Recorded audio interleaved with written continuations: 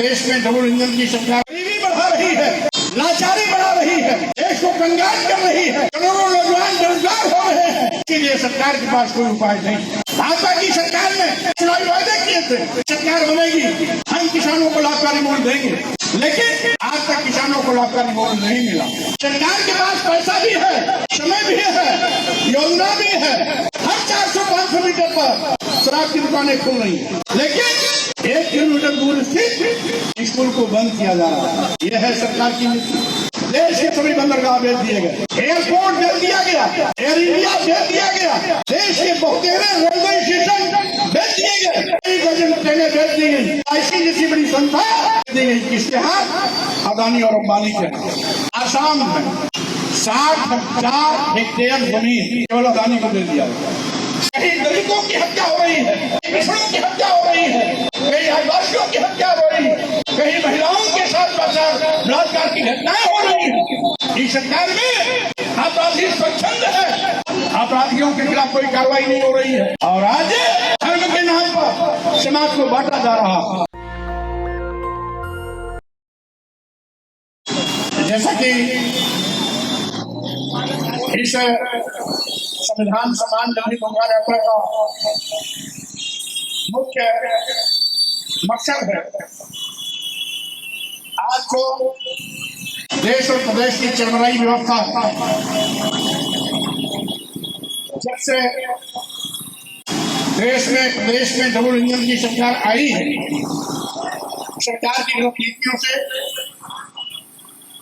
देश और प्रदेश के नौजवानों को सरकारी नौकरियां मिलना बंद हो गई। लाखों करोड़ों नौजवान आज बेरोजगार होकर के दर की ठोकरें खा रहे हैं, रोटी के लाले पड़े हैं। Graduate, post graduate, BBA, MBA किए लड़के आउटसोर्सिंग की नौकरी, वो भी प्राइवेट कंपनियों में 8,000, 10,000, 12,000 की पगार पर करने के लिए मजबूर है। आखिर इस महंगाई में 8,000, 10,000, 12,000 की नौकरी करने वाला व्यक्ति क्या खाएगा, क्या बचाएगा, परिवार कहाँ से चलाएगा, बच्चों को कहाँ पढ़ाएगा, माता पिता की ईमानदारी कहाँ से करेगा? इसके लिए सरकार के पास कोई जवाब नहीं। यही नहीं, आज पूरे देश में बेतहाशा गरीबी बढ़ी है। 140 करोड़ की आबादी में 80 करोड़ लोग ऐसे गरीब लाचार हैं जिनकी जिंदगी 5 किलो 10 किलो चावल जाके ठहर गई। आखिर आप सोचे कि जो 80 करोड़ परिवार 5 किलो 10 किलो चावल अपनी जिंदगी बिता रहे हैं, क्या वो अपने बेटे बेटियों को विश्वविद्यालय में पढ़ाने का सपना देख सकते हैं? क्या अपने बेटे बेटियों को doctor, engineer, advocate, professor, IAS, IPS, PCS या वैज्ञानिक बनाने का सपना कभी देख सकते हैं? कतई नहीं। जब 5 किलो 10 किलो चावल पर ये 80 करोड़ का परिवार चल रहा है, कतई भूल करके भी ऐसा सपना वो नहीं देख सकते। यानी सरकार गरीबी बढ़ा रही है, लाचारी बढ़ा रही है, देश को कंगाल कर रही है, करोड़ों नौजवान बेरोजगार हो रहे हैं। इसके लिए सरकार के पास कोई उपाय नहीं। महंगाई आसमान पर है, आम लोगों का जीना दुर्भर हो गया है। महंगाई पर रोक लगाने के लिए भी सरकार हाथ रख के बैठी हुई। भाजपा की सरकार ने अपने चुनावी वादे किए थे कि सरकार बनेगी, हम किसानों को लाभकारी मूल्य देंगे, लेकिन आज तक किसानों को लाभकारी मूल्य नहीं मिला। किसानों ने एक ही अनुरोध किया, यह सरकार हमें लाभकारी का रिमूव नहीं कर सकती तो हमारे उत्पाद का न्यूनतम समर्थन मूल्य घोषित किया जाए। सरकार न्यूनतम समर्थन मूल्य भी घोषित नहीं की। अलबत्ते छूटा जानवरों का कहर किसानों पर आफत का पहाड़ बन के टूटा। आज छूटा जानवर किसानों के हरे भरे फसल सर की चौपट कर दे रहे हैं। इस पर प्रभावी रोक लगाने के लिए सरकार कोई भी उपाय नहीं ढूंढ पा रही। यही नहीं, आज जब किसान खाद लेने जाता है तो खाद के नाम पर दिन भर लाइन लगाने के बावजूद भी उसको निराशा मिलती है या लाशियां मिलती है। खाद का ब्लैकमेल हो रहा है। जो किसान पूरे देश को रोटी खिलाता है, आज वो किसान अपने को लुटा महसूस कर रहा है, अपने को ठगा महसूस कर रहा है। ये सरकार बहुत बड़ी बड़ी करती है, लेकिन जमीन पर कोई काम दिखाई नहीं पड़ता। यह तो जाने दीजिए, अभी अभी योगी की सरकार 27,764 स्कूल जो गांव के प्राइमरी स्कूल हैं, जूनियर हाई स्कूल हैं, उसको बंद करने जा रही है। भारतीय जनता पार्टी ने विधानसभा के सामने प्रदेश मुख्यालय पर जोरदार धरना प्रदर्शन किया, स्कूल बंद कराने का विरोध किया। सभी जिलों में भारतीय जनता पार्टी जिला इकाइयों ने जिलाधिकारी का घेराव किया प्रदर्शन के माध्यम से। यहाँ पर देखें के स्कूल बंद किए जाने के फैसले का एहसास किया। और यही नहीं, विकास खंड स्तर पर भारतीय जनता पार्टी कार्यकर्ताओं ने भाई रैली के माध्यम से स्कूल बंद करने का विरोध किया। नतीजा हुआ, योगी सरकार को ब्लैकफुट पे आना पड़ा, स्कूल बंद करने का फैसला वापस लेना पड़ा। लेकिन आज भी अभी भ्रमण करने पर पता लग रहा है कि कोई स्कूल बंद नहीं हो, लेकिन अभी भी कुछ स्कूलों में ताले लगे। अब इसमें चुनाव नजदीक आ रहा है। प्राइमरी जूनियर हाई स्कूल में जितने अध्यापक तो अध्यापक नहीं, और जो अध्यापक है 100% तक की ड्यूटी बीएलओ में लगा देंगे। अगर स्कूल के सारे अध्यापक एक साथ बीएलओ बन जाएंगे तो स्कूल में बच्चों को पढ़ाएंगे तो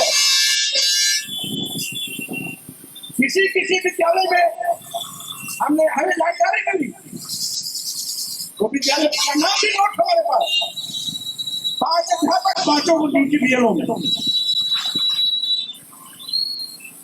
और 15,000 स्कूल ऐसे हैं जिसमें एक टीचर, यानी एक टीचर का स्कूल पूरे प्रदेश में 15,000। आखिर क्लास 5 है, कक्षाएं 5 है, टीचर एक है, एक टीचर 500 के बच्चों को कैसे पढ़ाता? योगी सरकार ये कह करके स्कूल में बच्चे कमा रहे थे, बंद कर रहे हैं। लेकिन योगी जी, ये कमी किसकी है? अध्यापकों की तैनाती की जिम्मेदारी किसकी है? अध्यापकों की भर्ती करने की जिम्मेदारी किसकी है? अगर 5 क्लास के स्कूल में एक अध्यापक रहेगा तो स्वाभाविक रूप से बच्चों की संख्या गिरेगी। और किसी स्कूल में तो एक भी बच्चे नहीं, एक भी टीचर नहीं है। जब एक भी टीचर नहीं है तो कोई अपने बच्चों को स्कूल में स्वयं करने के लिए क्यों भेजेगा? और जहाँ टीचर है भी 100% टीचर को बीएलओ बना करके आपने लगा दिया, यानी स्कूलों के प्रति इस सरकार का रवैया बहुत ही उपेक्षापूर्ण है। और इसीलिए साथियों, मैं कहना चाहता हूँ, हर 400 मीटर 500 मीटर पर शराब की दुकानें तो खुल रही है। सरकार के पास पैसा भी है, समय भी है, योजना भी है, हर 400-500 मीटर पर शराब की दुकानें खुल रही, लेकिन 1 किलोमीटर दूर से स्कूल को बंद किया जा रहा है। यह है सरकार की नीति और सरकार का अलग तरीका। आज अगर स्कूल कंपोजिट स्कूल है तो कंपोजिट शराब की दुकानें भी खुल रही है। अगर एक और मॉडल स्कूल खुल रहा है तो दूसरी ओर मॉडल बियर की साथ भी खुल रही है। यानी योगी सरकार स्कूल और शराब की दुकान को बराबर सोचती है, और जो स्कूल को इतना महत्वहीन समझता है वो देश कभी तरक्की नहीं कर सकता। वो देश कंगाली के रास्ते पर जाएगा, गरीबी के रास्ते पर जाएगा, बदहाली के रास्ते पर जाने से कोई रोक नहीं पाएगा। और आज हद हो गई। जिस माननीय प्रधानमंत्री जी से पूरे देश में नई उम्मीद लगी थी कि कुछ अच्छा होगा, माननीय प्रधानमंत्री कुछ अच्छा तो नहीं कर पाए, देश बेचने की शुरुआत कर दिया। आप जानते हैं कैसे माननीय प्रधानमंत्री जी सत्ता संभाले, देश के सभी बंदरगाह बेच दिए गए, एयरपोर्ट बेच दिया गया, एयर इंडिया बेच दिया गया, देश के बहुतेरे रेलवे स्टेशन बेच दिए गए, कई डजन ट्रेनें बेच दी गई, LIC जैसी बड़ी संस्था बेच दी गई। किसके हाथ? अदानी और अंबानी के हाथ। देश की संपत्ति है। जिन सरकारी विभागों में देश के नौजवानों को सरकारी नौकरियां मिलने की उम्मीद, ये सरकार उन देश के नौजवानों की सरकारी नौकरियां मिलने की उम्मीदों को जरा घोट रहा है। सरकारी विभाग एक में बेच रहा है। ये जनता की संपत्ति है।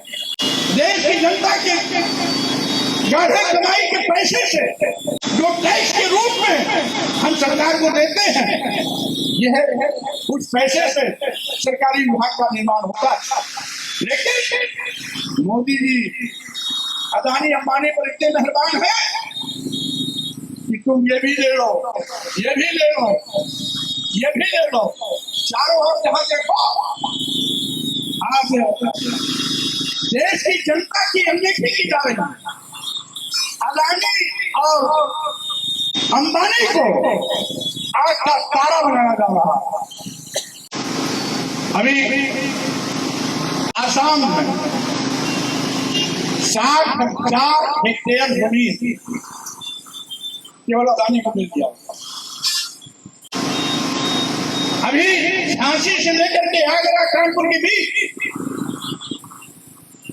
जिसको डिफेंस कॉरिडोर बनाया गया, हर जिले में कहीं 500 एकड़, कहीं 1000 एकड़ अदानी को दे दिया गया। आखिर अदानी अंबानी कौन सी बड़ा है? एक एक करके पूरा देश मोदी जी को लेके जा रहे हैं। क्या यही करिश्मा है मोदी जी का?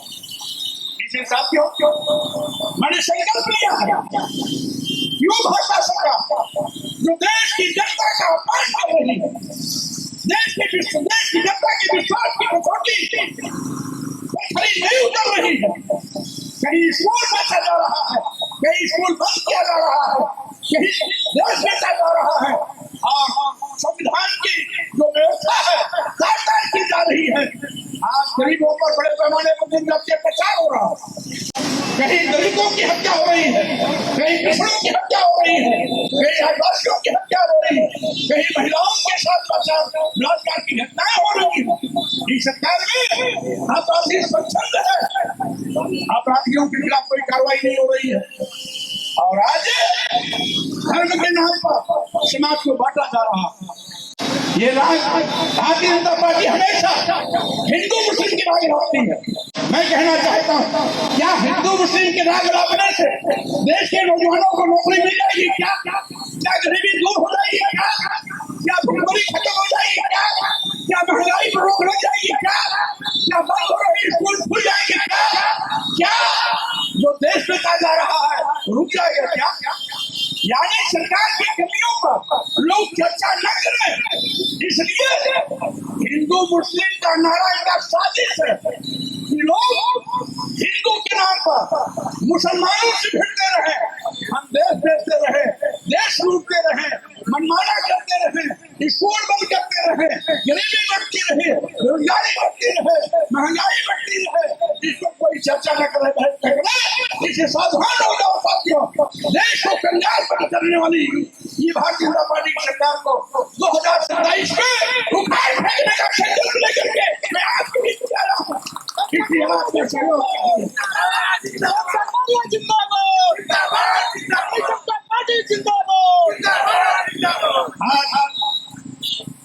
जौनपुर में मेरा भी प्रवेश हुआ। आज दिन भर में दर्जनों कार्यक्रम जौनपुर में है। कल वाराणसी में रहूंगा, बस चंदौली में रहूंगा, 18 तारीख को गाजीपुर में रहूंगा, 19 को मऊ में रहूंगा, 20 को बलिया में रहूंगा और 21 को आजमगढ़ में 6वें चरण की यात्रा का समापन होगा। इसके बाद मेरी यात्रा बुंदेलखंड की ओर जाएगी।